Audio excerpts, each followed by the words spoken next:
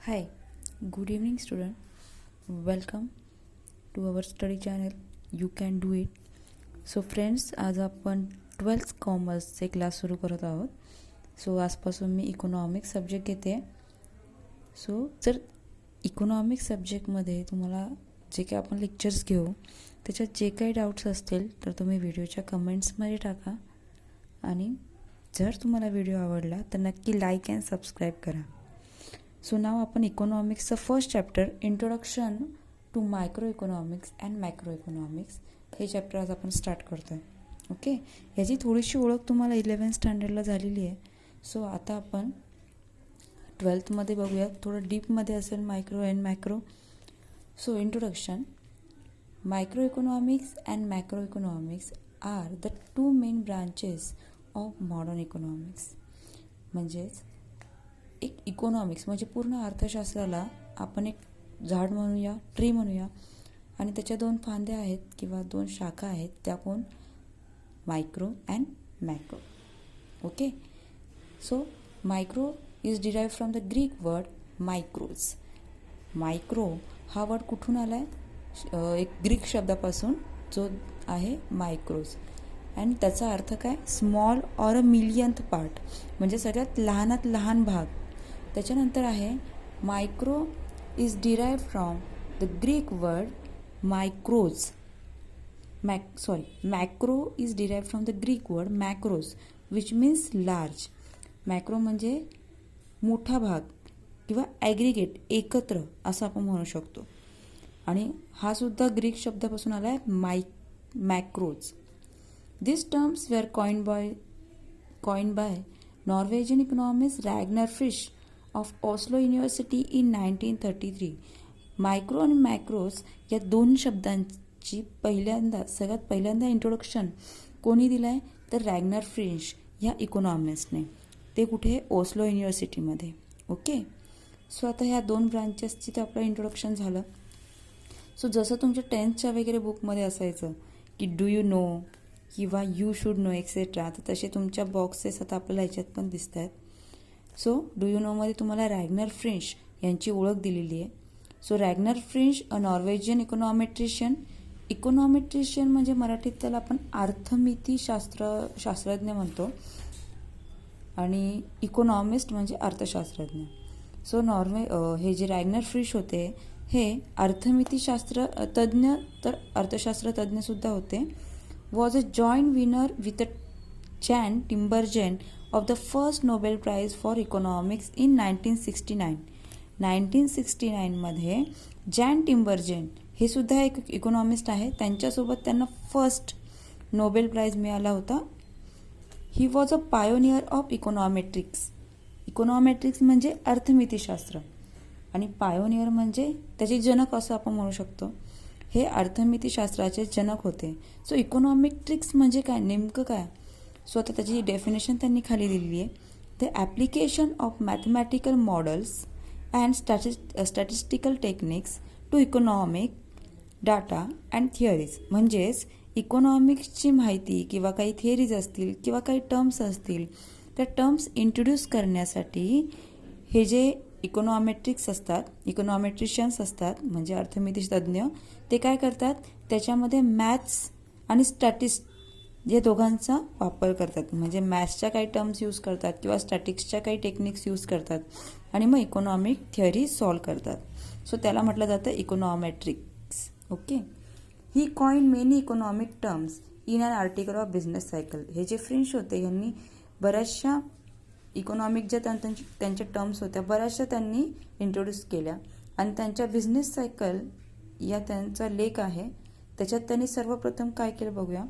फ्रिश was likely the first person to have referred to the study of individual firm and a producer as a micro economics. त्यांनी त्यांच्या त्या business cycle या लेखामध्ये सगळ्यात पहिले individual firm आणि प्रोड्युसरला micro economics म्हटलं आहे, and aggregate economy as a macro economics, आणि एकत्रित इकॉनॉमीच्या अभ्यासाला त्यांनी मॅक्रो इकॉनॉमिक्स असं म्हटलेलं आहे. सो नाव आपण आता सो आता आपण मायक्रो इकॉनॉमिक्सचं मिनिंग बघणार आहोत. Next page. Micro means a small part of a thing, म्हणजे सगळ्यात लहानात लहान भाग आत्ताच आपण बघितलं. Micro economics thus deals with a small part of a national economy, म्हणजेच नॅशनल इकॉनॉमीचा हा एक छोटा भाग आहे. It studies the economic actions and behaviour of individual units such as an individual consumer, individual producers or a firm. म्हणजे economics या micro इकॉनॉमिक्समध्ये अभ्यास करताना आपण इंडिव्हिज्युअल गोष्टींचा अभ्यास करतो, म्हणजे एक एक गोष्टीचा. जसं त्यांनी सांगितलं आहे की बिहेवियर ऑफ इंडिव्हिज्युअल युनिट, म्हणजे प्रत्येक एका भागाचा आपण अभ्यास करतो. जसं की इंडिव्हिज्युअल कन्झ्युमर असेल, इंडिव्हिज्युअल प्रोड्युसर असू शकतो, फर्म असू शकते, किंवा एक पर्टिक्युलर प्रोडक्ट असू शकतो, किंवा एखादा फॅक्टर असू शकतो, एक्सेट्रा. आता आपण डेफिनेशन बघतोय. इथे 2 डेफिनेशन दिलं आहे, मॉरिस डब आणि प्रोफेसर लर्नर यांची. दोन्ही सोपे आहेत, पण एक पेपरमध्ये लिहिण्यासाठी आपल्याला मॉरिस डब यांची डेफिनेशन सोपी आहे. Micro economics is in a fact a microscopic study of economy.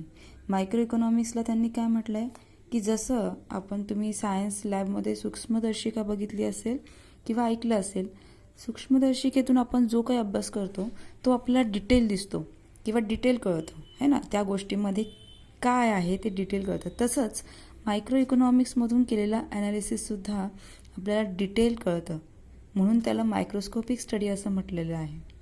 आता AP लर्नर यांची डेफिनेशन बघूया. Micro economic consist of looking at the economy through a microscope. म्हणजे आपण मायक्रो इकॉनॉमिक्समधून इकॉनॉमीकडे कसं बघतो, सूक्ष्मदर्शिकेसारखं, मायक्रोस्कोपसारखं. As it were. आता त्यांनी थोडीशी उपमा वापरली आहे, म्हणजे उपमा म्हणजे त्यांनी एक नाव दिलं आहे इकॉनॉमीला, आपली ह्युमन बॉडी. जसं to see how the millions of the cells in the body of economy.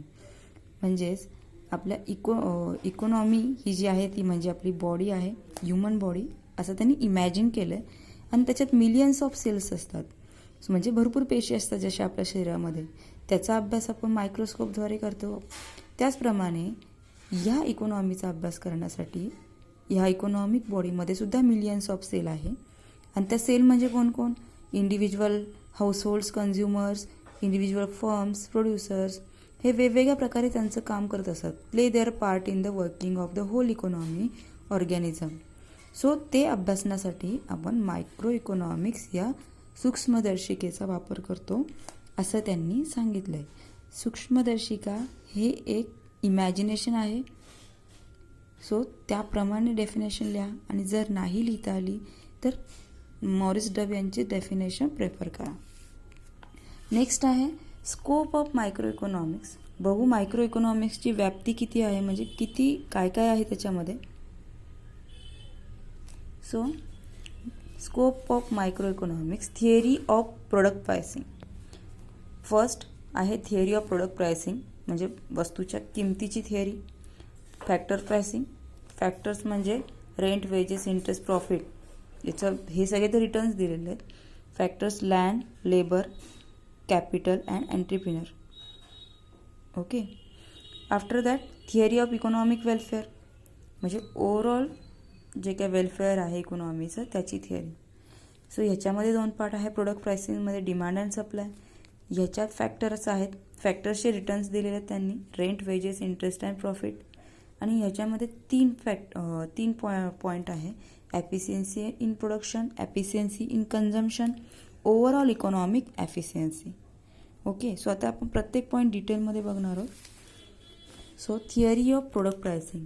The price of individual commodity is determined by the market forces of demand and supply. म्हणजे जर आपल्याला एखाद्या कमोडिटीची प्राइस डिसाईड करायची असेल, commodity म्हणजे product, जर एखाद्या प्रोडक्टची प्राइस डिसाईड करायची असेल तर त्याच्यावर 2 घटक परिणाम करतात. त्याला म्हणतात डिमांड अँड सप्लाय. ओके. म्हणजेच समजा एखादी वस्तू, आपण नॉर्मली एखादी वस्तू जेव्हा मार्केटमध्ये असते, जर तिच्यासाठी डिमांड जास्त असेल आणि सप्लाय कमी असेल तर त्याची प्राइस कशी असते, हायर. म्हणजे प्राइस ठरवण्यासाठी कुठल्या 2 गोष्टींचा वापर झाला, डिमांड अँड सप्लाय. म्हणून त्यांना मार्केट फोर्सेस म्हटलं जातं. मार्केट फोर्सेस म्हणजे कोण, demand and supply. Okay. Micro economics is concern with a demand analysis. Micro economics जे आहे ते कशाशी संबंधित आहे? डिमांड ॲनालिसिस आणि सप्लाय ॲनालिसिसशी. तर डिमांड ॲनालिसिसमध्ये काय असतं?